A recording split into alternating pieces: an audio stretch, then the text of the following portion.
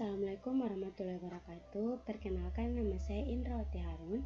Saya dari kelas 5F, jurusan Pendidikan Guru Sekolah Dasar, Fakultas Ilmu Pendidikan, Universitas Negeri Gorontalo. Di sini saya akan membahas tentang proposal yang berjudul Kinerja dan Profesionalisme Guru Sekolah Dasar. Yang pertama yaitu latar belakang.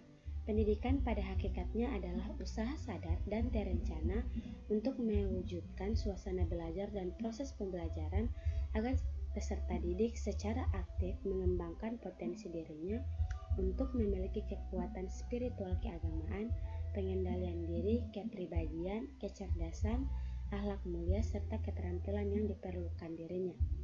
Masyarakat, bangsa, dan negara. Penyelenggaraan pendidikan di Indonesia merupakan suatu sistem pendidikan nasional yang diatur secara sistematis. Yang berikut yaitu perumusan masalah. Berdasarkan latar belakang, persoalan mendasar yang hendak ditelah dalam proposal ini adalah: yang pertama, faktor-faktor apa saja yang mempengaruhi kinerja guru, manfaat apakah yang diperoleh dengan adanya penilaian kinerja guru, serta apa saja syarat-syarat menjadi guru profesional. Kemudian manfaat penelitian. Yang pertama, manfaat teoritis. Secara teoritis, manfaat penelitian ini adalah untuk meningkatkan keterampilan penulis dalam bidang tata tulis menulis, serta meningkatkan wawasan pengetahuan penulis tentang kinerja dan profesional guru di sekolah dasar. Yang kedua, manfaat praktis. Secara praktis, penelitian ini bermanfaat bagi guru sekolah dasar, sekolah, serta peneliti. Bagi guru sekolah dasar, peneliti adalah dijadikan sarana bagi guru untuk mengembangkan teknik pembelajarannya, terutama dalam pembelajaran matematika. Kemudian bagi sekolah, penelitian ini dapat membantu sekolah terkait untuk berkembang karena adanya peningkatan kemajuan bagi guru dan kualitas pendidikan di sekolah tersebut. Bagi peneliti, penelitian ini dapat dijadikan masukan untuk mengembangkan kemampuan peneliti dalam persiapan diri untuk menjadi guru yang kinerjanya lebih baik dan profesional. Yang berikut yaitu landasan teori. Yang pertama, pinjaman pustaka. Konsep kinerja guru, pengertian kinerja. Setiap individu yang diberi tugas atau kepercayaan untuk bekerja pada suatu organisasi tertentu diharapkan mampu menunjukkan kinerja yang memuaskan dan memberikan kontribusi yang maksimal terhadap pencapaian tujuan organisasi tersebut.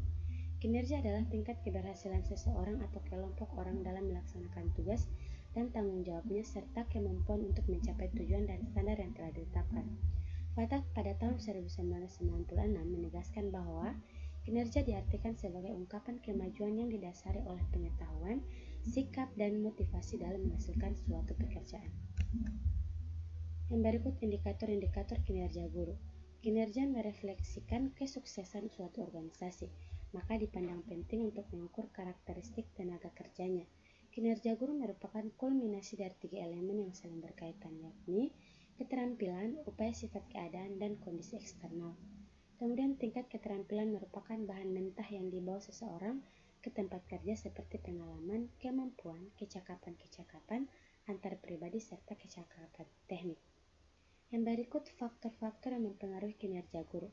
Kepribadian dan dedikasi, pengembangan profesi, kemampuan mengajar, hubungan dan komunikasi, hubungan dengan masyarakat, dan yang terakhir kedisiplinan.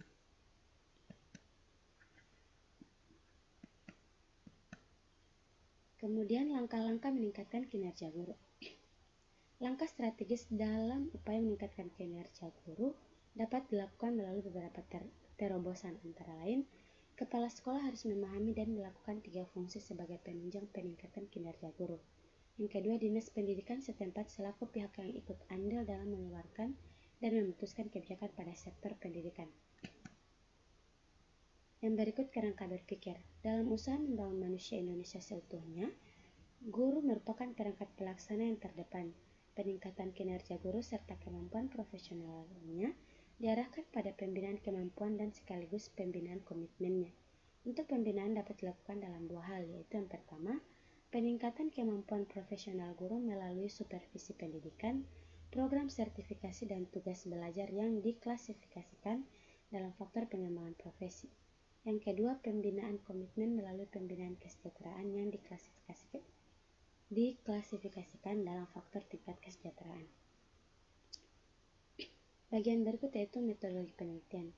Tempat dan waktu. Tempat penelitian yaitu penelitian ini dilakukan di SD Negeri 1 Longkabila, Kecamatan Telongkabila, Kabupaten Bonobolango.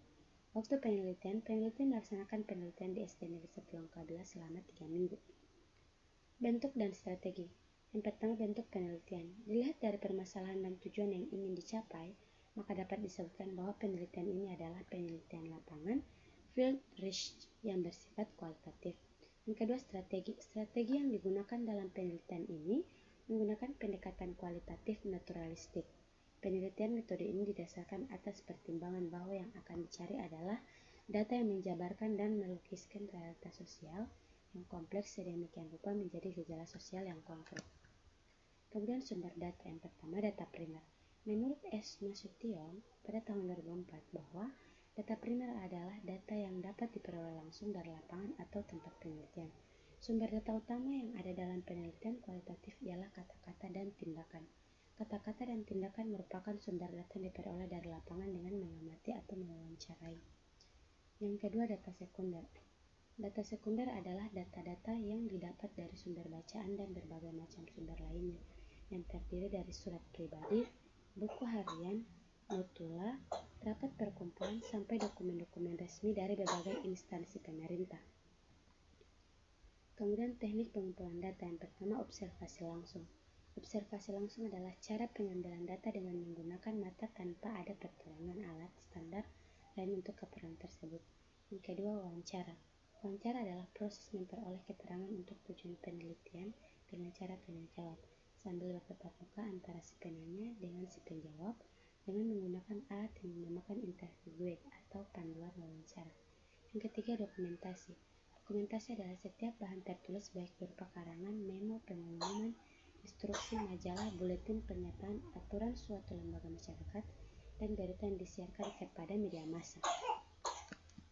Kemudian validitas data. Yang pertama, kepercayaan. Kredibilitas data dimaksud untuk membuktikan data yang berhasil dikumpulkan sesuai dengan sebenarnya. Yang kedua, keberuntungan. Kriteria ini digunakan untuk menjaga kehati-hatian akan terjadinya kemungkinan kesalahan dalam mengumpulkan dan menginterpretasikan data sehingga data dapat dipertanggungjawabkan secara ilmiah. Yang ketiga, kepastian. Confirmability. Kriteria ini digunakan untuk menilai hasil penelitian yang dilakukan dengan cara mengecek data dan informasi serta interpretasi hasil penelitian yang didukung oleh materi yang ada pada pelacakan audit. Yang berikut, analisis data. Analisis data adalah proses mengorganisasikan dan mengurutkan data ke dalam pola, kategori, dan satuan uraian dasar sehingga dapat ditemukan tema dan dapat dirumuskan hipotesis kerja seperti yang disarankan oleh data.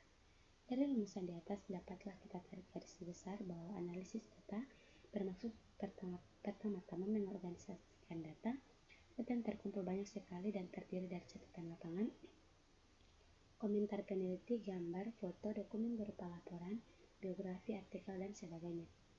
Kemudian prosedur penelitian.